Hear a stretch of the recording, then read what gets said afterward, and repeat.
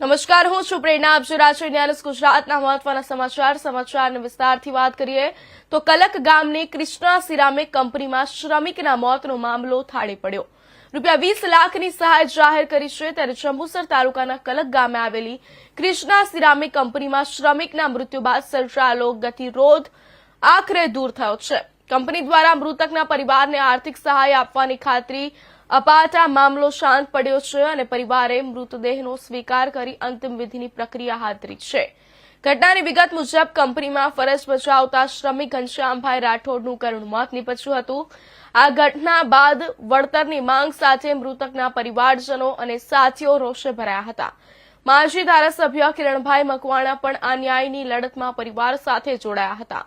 ન્યાયની માંગ સાથે પરિવારજનો અને માજી ધારાસભ્ય મૃતકનો મૃતદેહ લઈને કંપનીના ગેટ પાસે જ ધરણા પર બેસી ગયા હતા. કંપનીના સંચાલકો, માજી ધારાસભ્ય કિરણ મકવાણા અને પરિવાર વચ્ચે થયેલી લાંબી મધ્યસ્થી અને ચર્ચાઓ બાદ કંપની સહાય આપવા સહમત થઈ હતી. મૃતક ઘનશ્યામ રાઠોડના પરિવારને ₹20 લાખની આર્થિક સહાય આપવાની જાહેરાત કરવામાં આવી છે.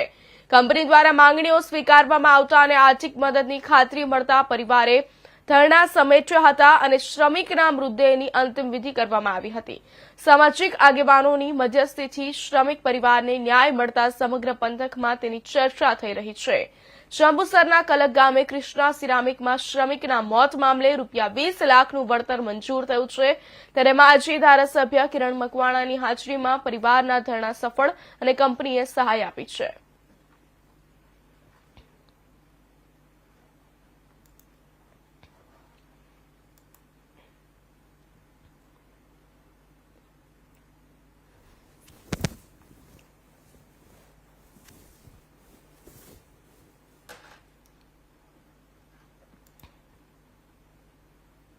જસદણ તાલુકાના આટકોટ નજીક વીરનગર વિસ્તાર